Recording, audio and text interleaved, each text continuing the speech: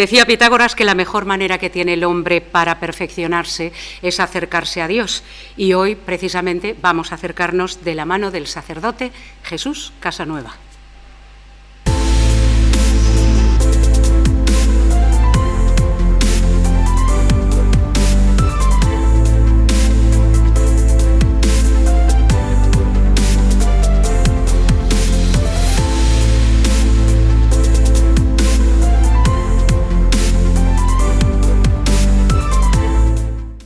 Jesús Casanueva, allá por el principio de los años 70, venía a este mundo en Cabezón de la Sal y el tiempo le llevó a querer ser sacerdote. Bienvenido. ¿Y desde el principio lo tuvo claro? No. Primero que no vine solo, que soy mellizo. Anda. O sea, que no vine solo, vine Qué con mi hermana.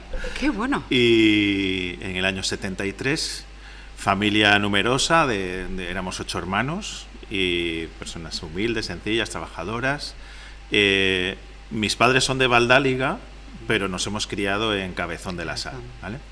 Y nací en Torlavega. En mi DNI pone que soy de Torlavega, natural de Torlavega, porque nací en el hospital. Ya nací en el hospital, ahí no sé si era la clínica del Carmen o alguna cosa de esas por ahí. Y bueno, y yo empecé con todo esto. A ver, sí que es verdad que yo de pequeño pues fui monaguillo en la parroquia de Cabezón de la Sal y todo eso, y hombre, ya una persona que, porque vinieron a buscarnos, vinieron a hacer publicidad por el colegio, venía el jefe de los monaguillos, que era un chico que estaba en 8º de GB y tal, y venía, bueno, pues hacen falta monaguillos para ayudar en la parroquia y tal, no sé cuánto, y yo me apunté, o sea, una cierta sensibilidad, o sea, no lo rechazaba, ¿vale? Y don Fidel, ahí, Fidelín. Y bueno, pues ahí, estuve de monaguillo, luego, pues lógicamente, pues como todos los niños, la catequesis, y en el momento de la confirmación es cuando ya empiezo a plantearme cosas, ¿vale? No porque me las plantee yo, sino porque me las plantean los catequistas, y luego coincidió que cuando yo estuve en la confirmación vino al pueblo un sacerdote joven, que ahora está en Reynosa, se llama Romualdo, y bueno, pues se empezó a movilizar por allí un poco a la gente joven, hizo un grupo scout y demás, y nos llevaba de convivencias, y entonces ahí te empiezas a plantear cosas que a lo mejor están latentes, porque yo siempre he sido una persona como solitaria, me gustaba escuchar la música clásica, o sea, no era... sí, salía por ahí, bailar y todo eso me encantaba, pero pues yo iba un poco más a mi aire y eso. Y entonces, bueno, pues cuando yo estaba en 3º de BUB y en COU, pues ya me lo planteé. Cuando se lo planteé a mis padres, mi padre quería que hubiese sido ingeniero porque era buen estudiante. Era buen estudiante. Lo de los padres es que no acertamos nunca. Entonces, bueno, pero entonces, pues, en fin. Y entonces mi madre me dice, bueno, haz una carrera aunque sea corta. Por si acaso. Por si acaso, que luego si no te gusta el seminario y tal, pues por lo menos tienes algo y tal. Hice el bachiller, hice el COU, la selectividad, que la probé. En aquel entonces saqué un 7,13, era una nota buena. Alta. Podía haber entrado en telecomunicaciones, que era lo que en aquella época se... Además hice el bachiller de ciencias, que no iba por letras, o sea que... ¿Y el seminario? No, de ahí, primero hice la carrera corta, yo decía a mi hiciste madre, caso a la mamá. Sí. Eso es, sí que es verdad que había tenido convivencias en el seminario, convivencias de jóvenes y demás que se organizaban en la diócesis, y eso a mí me marcó mucho, sobre todo porque de pronto ves que esto de tener fe y de seguir a Jesús no es una cosa como de gente un poco alocada o gente rara, no, es que había mucha gente joven y había gente joven también que tenía la misma inquietud que yo de ir al seminario y tal, y bueno, pues vas compartiendo eso también en diálogo con el sacerdote, con Romualdo. Entonces, bueno, yo terminado el COU con 17 años, porque como cumplo los años en diciembre, pues acabé así, pues me fui a hacer una carrera y estudié educación especial, ¿vale? Tuve que ir a Oviedo porque aquí no había la especialidad, y en Oviedo pues nada, piso de estudiantes, y allí pues como viven los universitarios, ¿vale? Y muy bien, la verdad es que bueno, tuve ahí pues bueno, pues una pequeña crisis, tal, pero bueno, luego ya, cuando estaba terminando la carrera, volvió otra vez este pensamiento y ya me acuerdo, de esto se acuerda más mi madre que yo, me acuerdo de mi madre y dice, y me acuerdo cuando volvíamos porque mis padres me llevaban y me traían, cuando volvíamos de Oviedo y nos dices, bueno, ya termino y ya me voy a ir al seminario y ya, José, vamos, me dice mi madre, dice, nos quedamos tu padre y yo, tremendo, pues bueno, y así empecé el seminario y luego ya pues todo esto. Si no hubieras sido sacerdote, Jesús, ¿qué hubieras sido? Pues a lo mejor profesor de educación especial, o no sé. Siempre vinculado a la comunicación y a compartir, porque viniendo, bueno, ya fuiste gestado compartiendo. Sí. Compartiste a tu madre con tu hermana. Mira, nunca lo había pensado, pero claro, sí, naces sí, ya, sí, antes de nacer ya compartes. Sí. Ya pues compartes. No sé, yo pienso que me hubiese dedicado a la docencia de niños especiales, que las prácticas las hice en un correccional, no las hice con niños especiales, sino en un correccional, y entonces, bueno, pasé mucho miedo, pero bueno. Con circunstancias especiales y, por ejemplo, se pueden generar situaciones de violencia con esas criaturas o lo que sea, se pueden perder los nervios, no... ¿Cómo consigue uno mantenerse firme para que no se desmorone o para que haya paz, como se suele decir cuando...?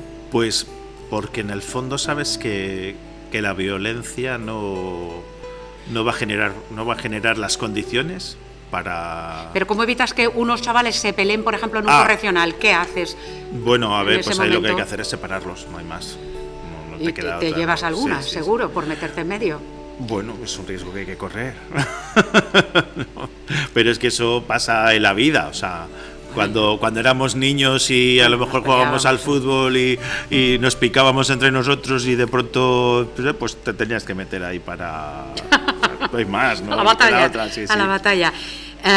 No se queda sin hacer nada más que la parroquia, porque vinculado, bueno, Delegación Episcopal de la Pastoral Juvenil, director de la Escuela de Tiempo Libre de Santos Mártires, bueno, como párroco has estado en Santoña, en Ambrosero, en Barcena de Cicero, en Moncalián, administrador también de Nuestra Señora de Covadonga, Tanos y la Montaña, en Campuzano, encargado pastoral del sordo, que fuiste un tiempo también, secretario del Consejo de Arciprestes, Consejo de Gobierno de la Diócesis y actualmente vicario episcopal para el clero. ¿Esto qué es?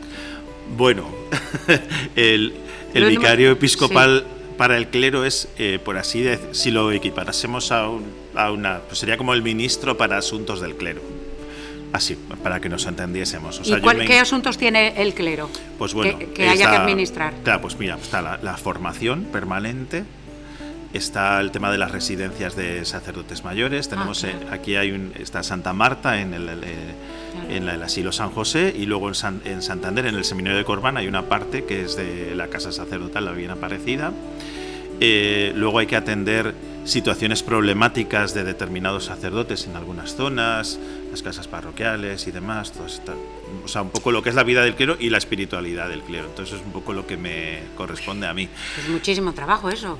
Bueno, a ver, en esto yo voy haciendo propuestas al clero y luego el clero responde pues como responde, porque sí que es verdad pues que a veces hay muchas circunstancias personales, de edad, de enfermedades y demás, y bueno, pues todas esas cosas pues hay que intentar atenderlas y demás. Y luego, por ser vicario, pues estoy en el Consejo de Gobierno de la Diócesis, que es, bueno, pues... O sea, hay que tomar decisiones de todo tipo. Sí, a ver, las decisiones las toma el obispo, pero nosotros le ayudamos. Que volcar, hay que discernir, hay que hacer un discernimiento de las cosas y, bueno, pues yo creo que eso es interesante. Lo que pasa es que cuando se ven las cosas desde esa perspectiva es otra historia. Yo me imagino. Sí.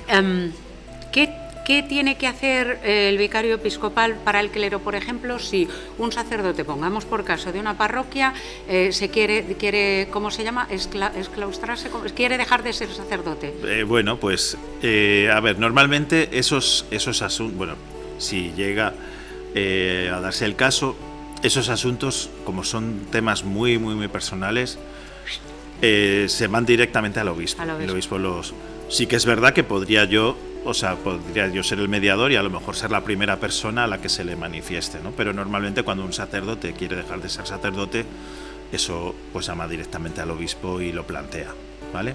Otra cosa es que a lo mejor pues haya que hacer pues eso, pues a lo mejor algún tipo de acompañamiento y demás, pues bueno, eso a lo mejor yo tendría que tener alguna entrevista con él y ver un poco, pues, o siguiendo las directrices del obispo, pues ver qué acompañamiento puede ser, acompañar, bueno, es el proceso de secularización, se llama, secularización.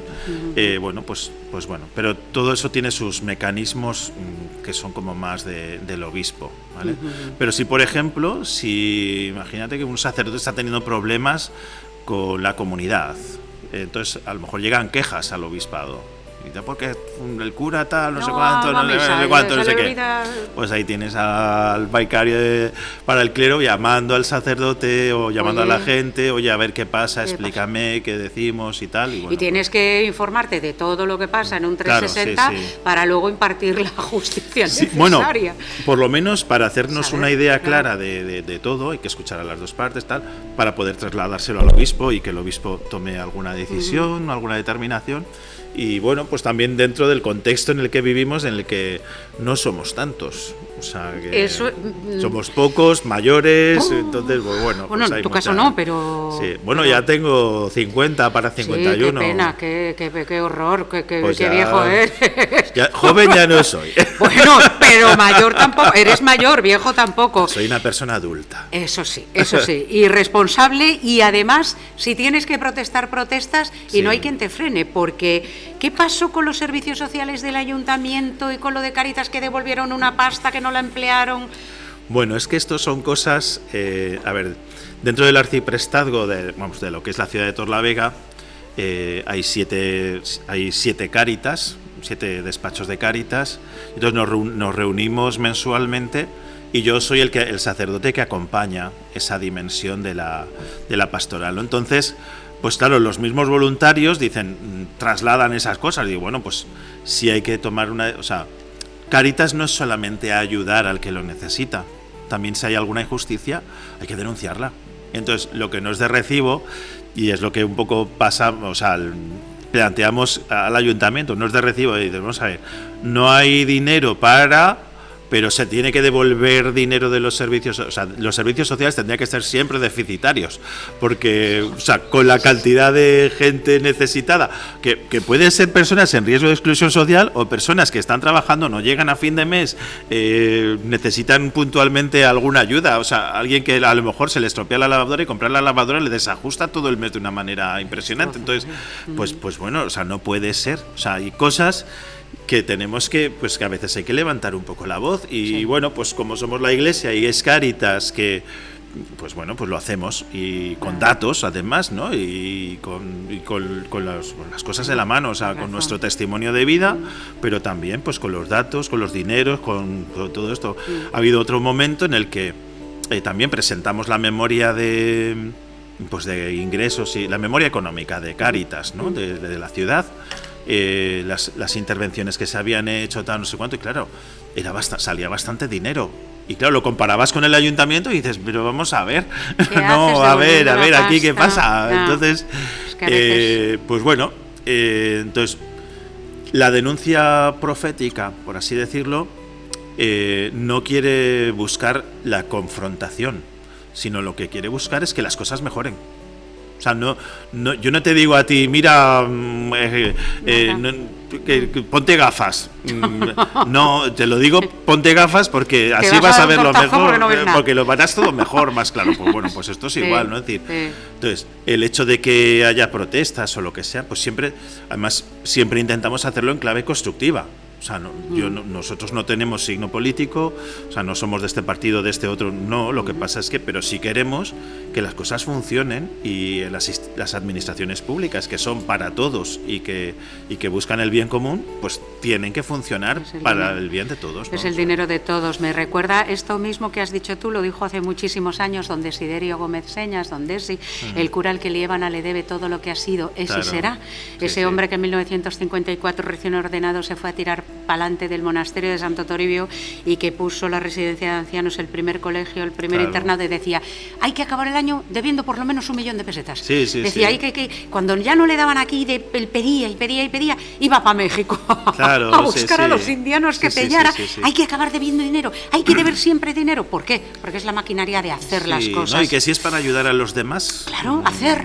No. A ver, siempre se dice que un político suele decir la opinión pública, bueno, todos son iguales y todos roban y tal, pero por lo menos este hace.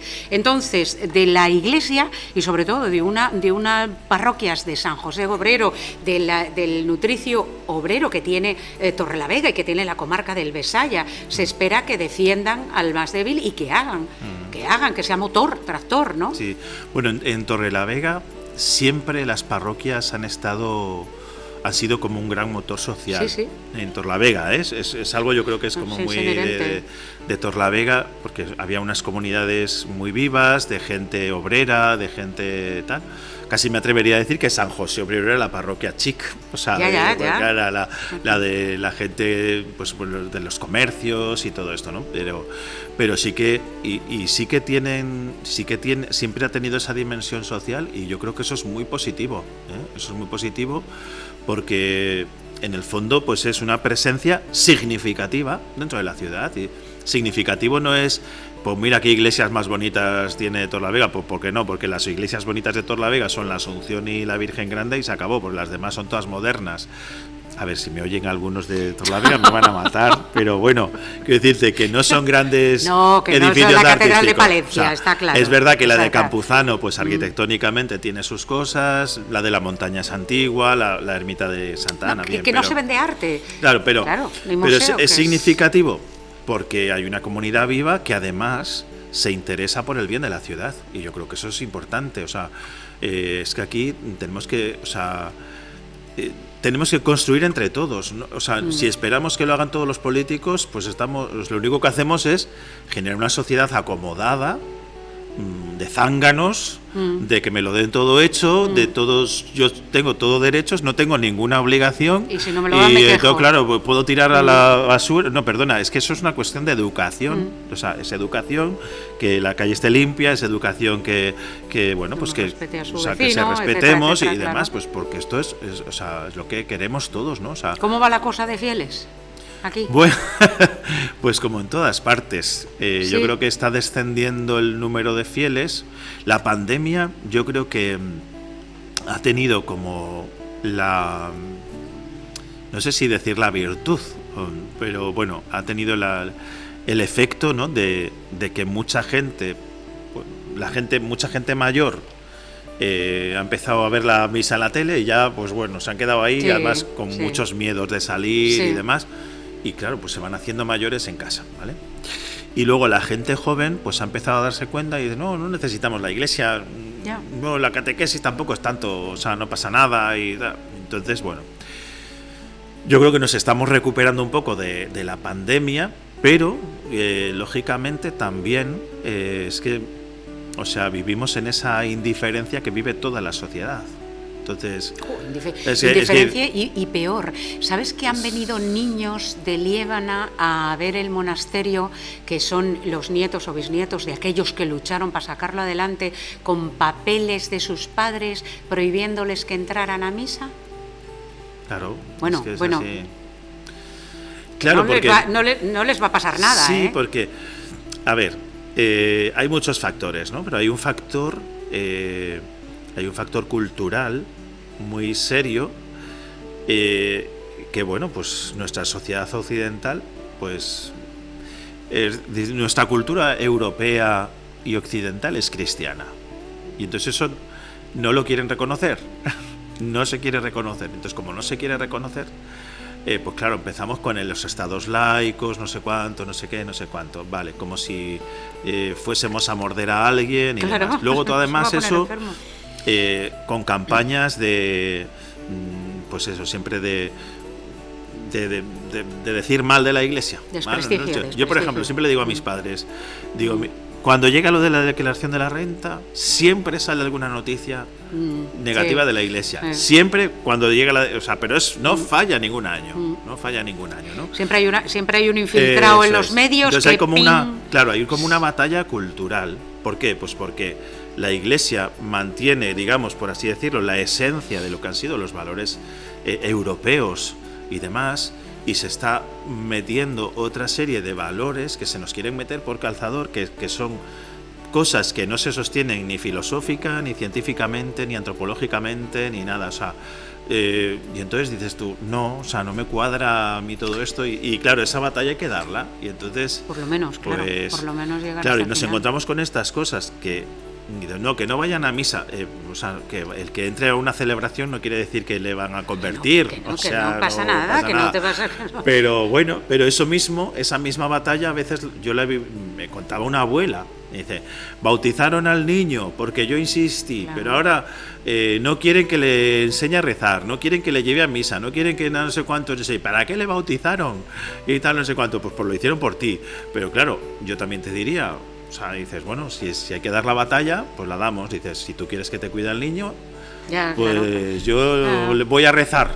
Si el niño quiere rezar conmigo, que rece. Voy a ir a misa, ¿eh? Y si no, yo no te puedo cuidar al niño porque tengo que hacer estas cosas, ¿sabes? Pero ahí Pero no puede ser la consecuencia de esos ciclos que tiene la existencia en donde vivimos. Claro, los años 60 es un boom, un boom, claro, todos íbamos a colegios religiosos, prácticamente es que no había de los otros. Claro. Me acuerdo cuando se montó el Jardín de África, que es el primer colegio laico que había, que tal, que bueno, aquello fue un antes y un después, porque sonaba. Sí, lo que pasa es que en esa época había o sea, todo el mundo en la sociedad tenía claro determinadas cosas. Es decir, no había dogmas sociales, pero sí que uno tenía claro muchas cosas, y entonces desde ahí se educaba, y luego al colegio tú mandas, o sea, lo típico que siempre se ha dicho de nuestras quintas, cuando nos llevaban nuestros padres al colegio y que le decían, si usted le tiene que pegar un bofetón, se lo pegue. No digo que no estoy justificando aquí la violencia, ¿no? Pero en el fondo la familia ya traía educado al niño en algo básico, que era el respeto al profesor, el respeto a la autoridad y tal. Es que hemos pasado ahora pues hemos pasado al otro extremo, y luego, claro, pues es que yo creo que vivimos en ese sálvese quien pueda. Yo soy el dueño de mi vida, yo hago lo que quiero, yo no sé. Pero claro, es que el problema es que cuando vivimos en sociedad, pues tenemos que organizarnos. Y aquí no es lo que diga la mayoría, porque la mayoría se puede equivocar.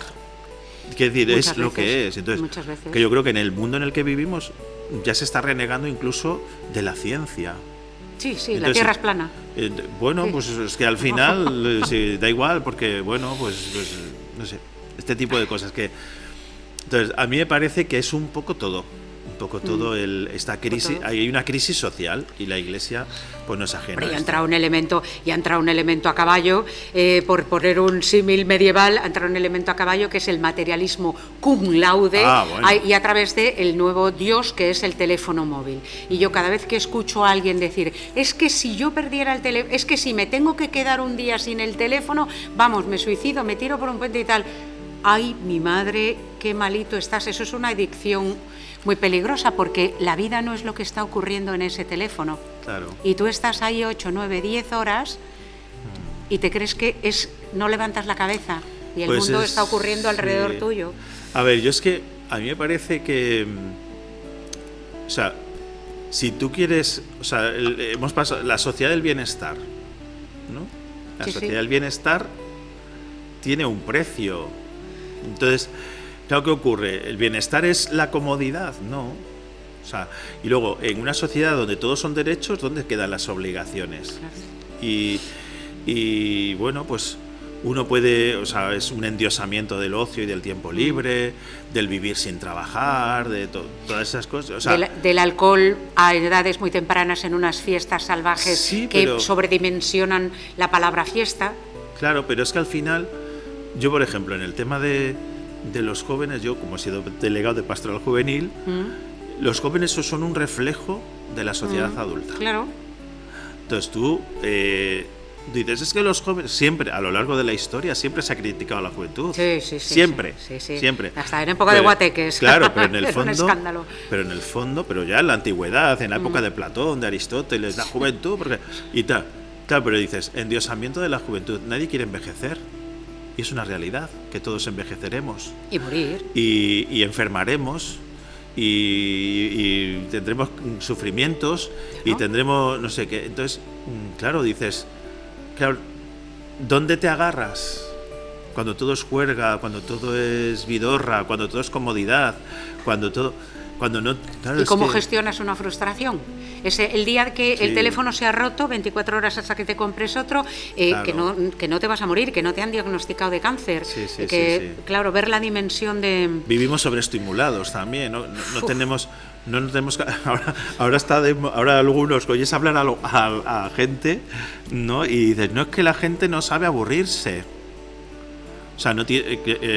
Claro, entonces dices tú, claro, porque cuando tú te aburres, desarrollas tu ingenio, cuando tienes tiempo para aburrirte, pues piensas y a lo mejor te surgen las preguntas existenciales. Y hay vocecitas que hablan y hay que escucharlas. Si hay vocecitas, igual tienes un problema. No, pero te quiero decir, por tus propias vocecitas, en ese dolce farniente que decían los italianos de no hacer nada. Bueno, estamos hablando con Jesús Casanueva, estamos hablando con el sacerdote de la comarca del Besaya, párroco de la parroquia de la Virgen Grande, de San José Obrero, y estamos hablando de las cosas de la vida y sobre todo acercando la vida de un sacerdote a nuestras casas y a nuestras personas, porque parece que en los últimos tiempos se han roto algunos puentes, pero vamos a ir recomponiéndolos. Ahora mismo volvemos.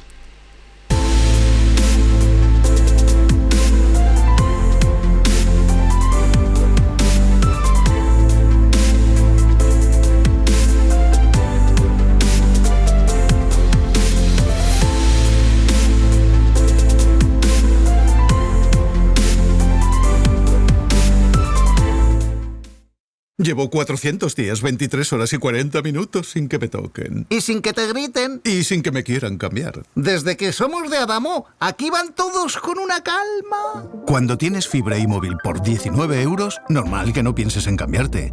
Llama gratis al 1600 y cámbiate a Adamo. Fibra móvil y calma. Agárralo, Ocasión Plus. Agarra este coche, agarra esta full. Agarra esta oferta, agárrala tú. Que ganga, que precio me renta un montón. Agarra esa cholla, agárralo tú. Agárralo. Visita nuestra web o acércate a nuestra tienda situada en la carretera de Santander a Bilbao, kilómetro 3,5, y elige tu coche ideal. 15 días para probar, 1000 kilómetros para rodar. Agárralo, Ocasión Plus. En 1955, el simple gesto de una mujer negra al ocupar un asiento para blancos desencadenó un movimiento imparable. Y tú, con el simple gesto que haces al reciclar una botella de plástico, también desencadenas un movimiento imparable, el de la economía circular. Recicla latas, bricks y envases de plástico en el contenedor amarillo. Hotel Restaurante Quelli, con una larga trayectoria en el mundo de la hostelería, nos ofrece un establecimiento con todas las comodidades en Cantabria. 38 habitaciones privadas, restaurante a la carta, menú del día, cafetería, terraza y jardín. Nuestro restaurante se ha consolidado como uno de los mejores fogones de cocina tradicional de Cantabria. Dividido en 2 zonas diferentes, para reuniones de empresa o eventos y otra predispuesta para albergar a 120 comensales. Somos especialistas en preparar y organizar los eventos y celebraciones de grandes banquetes, bodas, comuniones y bautizos. Disponemos de una amplia carta con los mejores pescados frescos y carnes selectas de la zona. Menú del día de lunes a viernes al mediodía 15 euros, menú de noche 16 euros. Menús para eventos especiales, celebraciones y comuniones desde 35 euros. Hotel Restaurante Quelli en Viveda, Santillana del Mar, junto a carretera Torrelavega-Suances.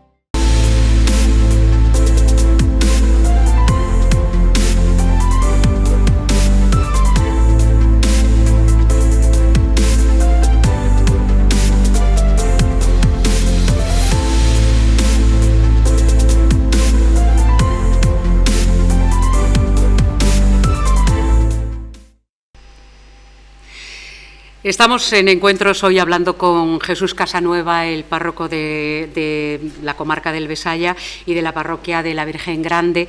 Estamos hablando de que quedan muy pocos sacerdotes jóvenes y la cosa cómo va, ¿todavía a peor o hay vocaciones o las habrá? O... No hay que perder la confianza, ¿vale? Yo creo que el que no haya sacerdotes también propicia otros cambios dentro de la Iglesia que a lo mejor es necesario que se den. Los laicos. El mayor protagonismo de los laicos. A lo mejor la comunidad cristiana pues que tiene sus propios mecanismos internos y demás, y el sacerdote acompaña, no gestiona todo, que parece que si no está el sacerdote no se hace nada, ¿no? Entonces yo contemplo eso, pero también contemplo el que las vocaciones son un regalo de Dios, y entonces hay que rezar a Dios para que envíe vocaciones, y también hay que proponer la vocación a los jóvenes, ¿vale? Entonces, lo que pasa es que, claro, los jóvenes... A ver, rezando... Sí. Bueno, no hay que, eso es la fe. A Dios rogando y con el mazo dando. Hora es la hora, ¿no? Que dirían. Entonces, a ver, a rezar ya es una cuestión de fe, y esperar eso, que Dios ayude. Y después, ¿cómo podemos ayudar desde el factor humano? ¿Cómo podemos convencer, por ejemplo, cómo se puede convencer ahora a un joven, a una joven, de que inicien su vida religiosa? Pues por de pronto, si alguien tiene esa inquietud, no reírse de él. Claro, es que es muy importante lo hoy que día, acaba de decir. Pues claro, es que antes era una bendición tener un hijo sacerdote, o una hija, o que se monja, lo que sea. Y ahora no, y si te podemos quitar esa idea de la cabeza, mejor.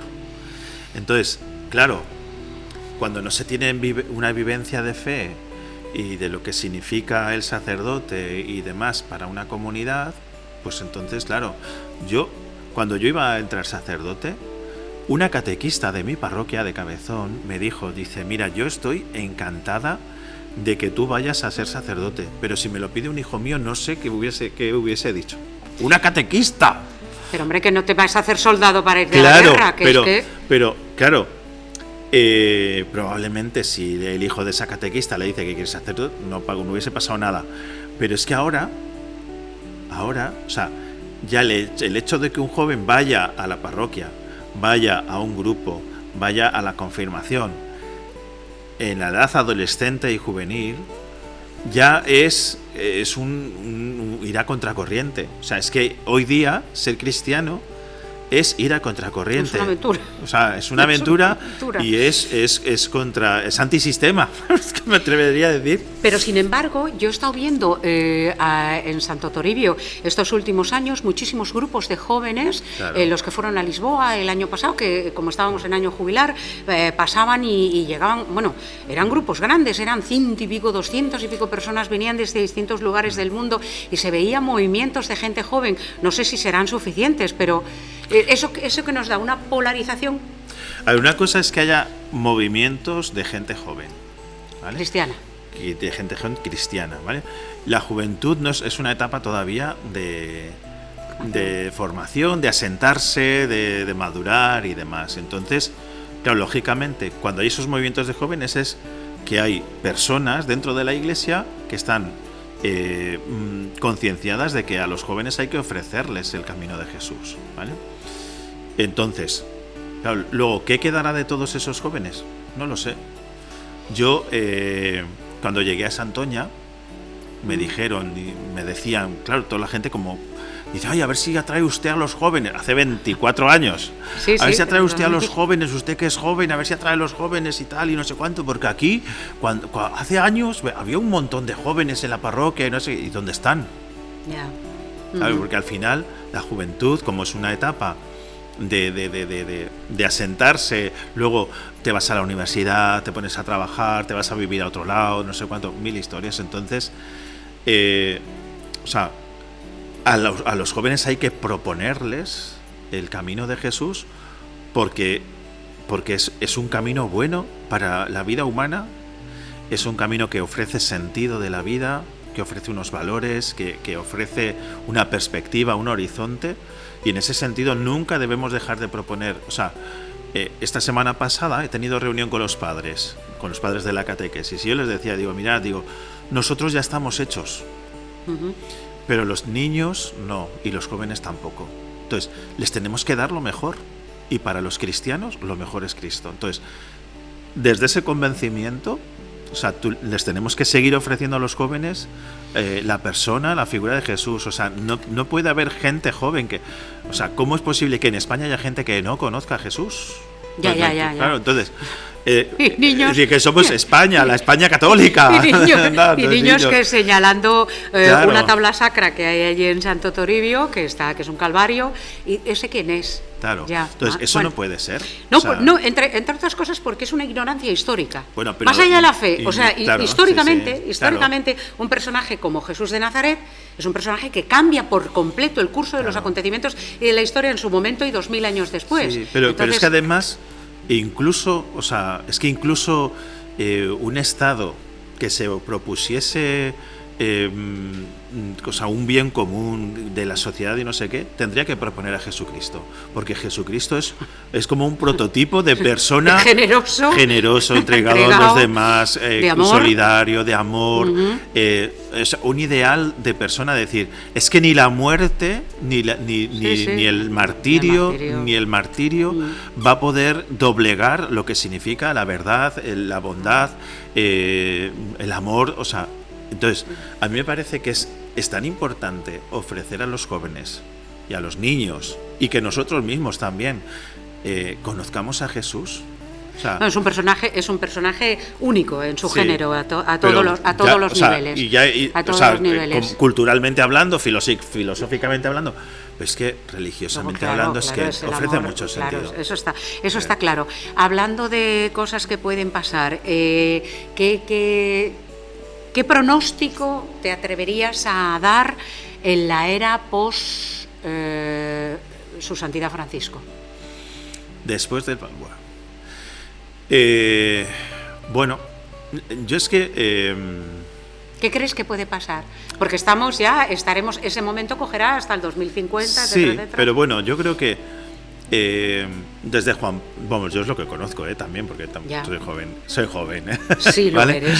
Desde Juan Pablo II, Benedicto XVI, el Papa Francisco, yo creo que han tenido cosas muy claras y que han ido desarrollando, ¿no? Entonces el Papa Francisco, yo creo que se ha ido mucho por el tema social, pero tampoco se ha desvinculado de la figura de Cristo. O sea, lo que plantea es decir, todo desde Cristo.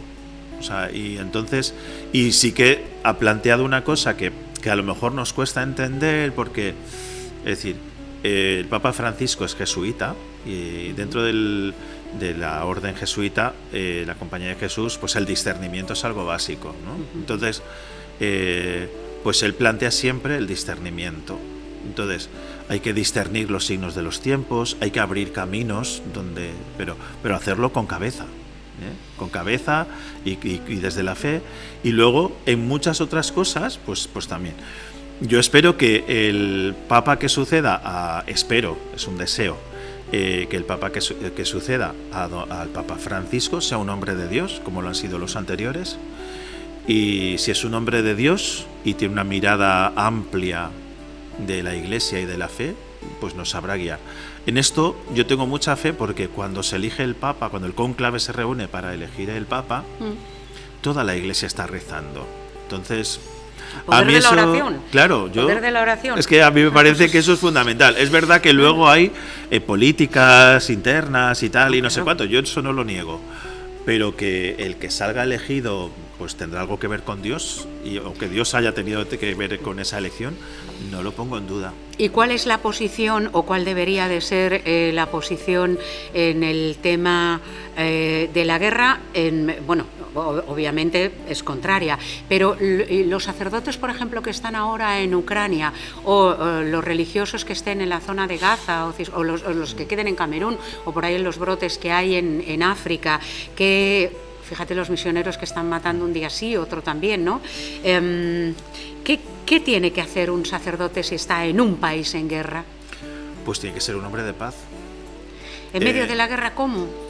Bueno, pues en principio pues tienes que acoger a todo el que venga, a todos los heridos de la guerra, a todos los damnificados de la guerra, pues hay que acogerlos, porque lo hacemos en el nombre del Señor.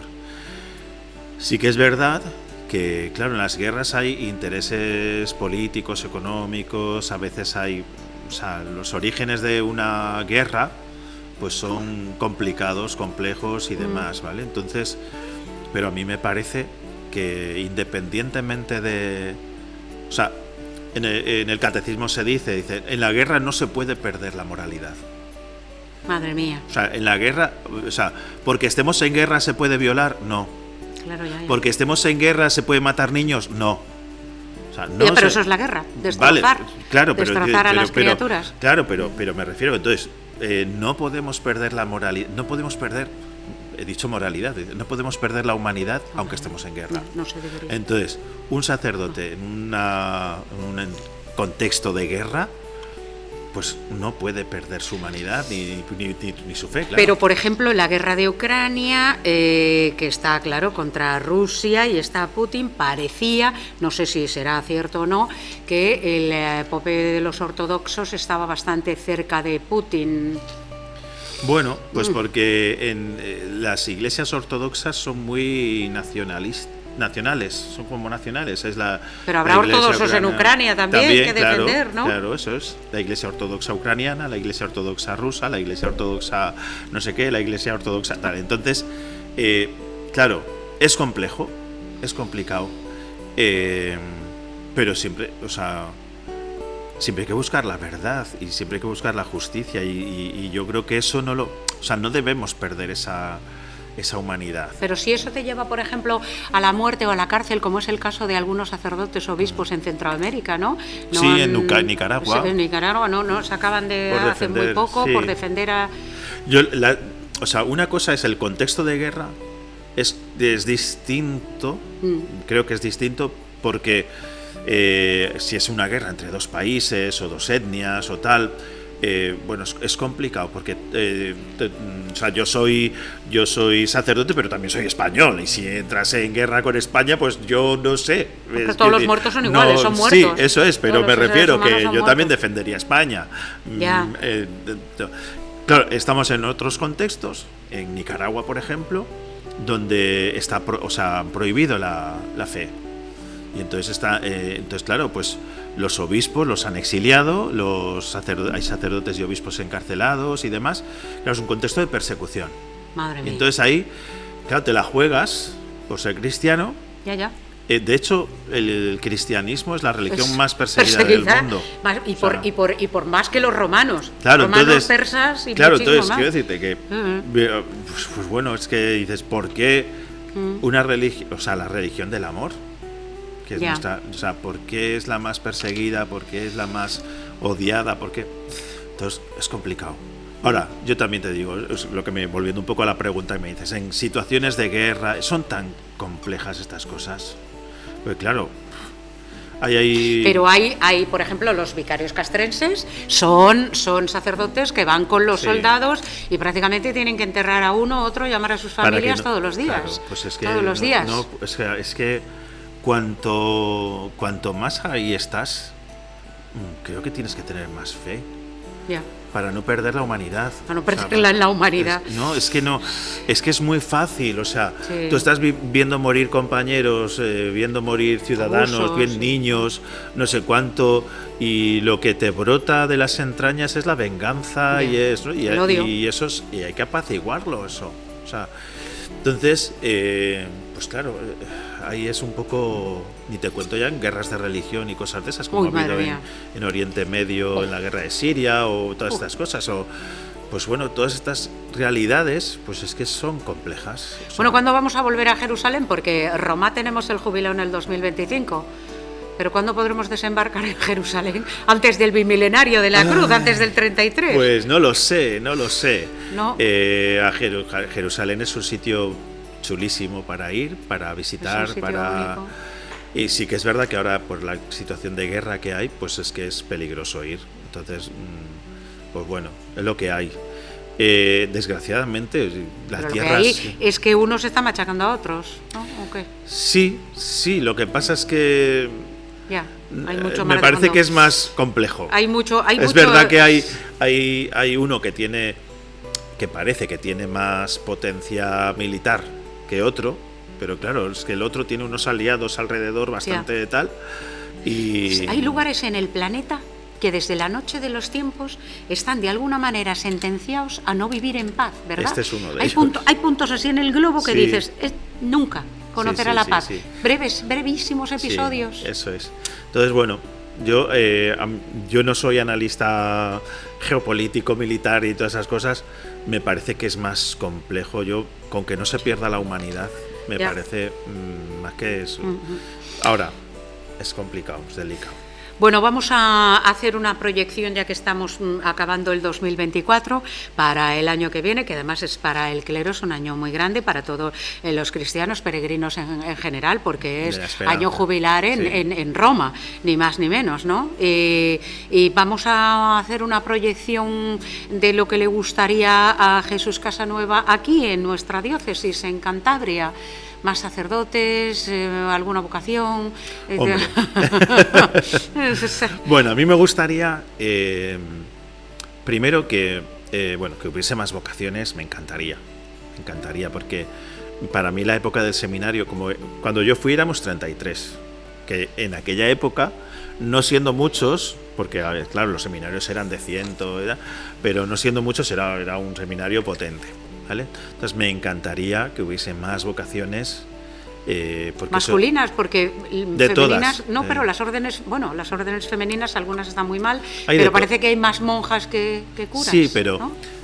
a mí me parece que hay que vivir todo en clave vocacional, ¿vale? Entonces tiene que haber más sacerdotes, tiene que haber más religiosos, más religiosas, lógicamente, y también tiene que haber más laicos comprometidos. Y yo creo que eso es importante, ¿vale? Entonces eso me encantaría. Luego también es un tiempo en el que tenemos que reorganizarnos y en el sentido de decir, bueno, pues somos menos, entonces a lo mejor no hace falta mantener una estructura de cuando éramos más.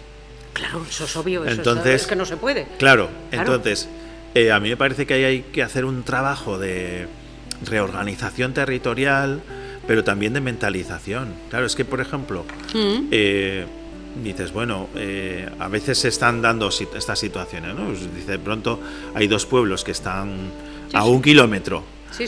¿Tienen que tener misa los dos? Sí. No, o cuando, por ejemplo, pues dices, bueno, pues hacemos cada 15 días en uno y nos juntamos todos. Pero como a veces hay rivalidades ancestrales...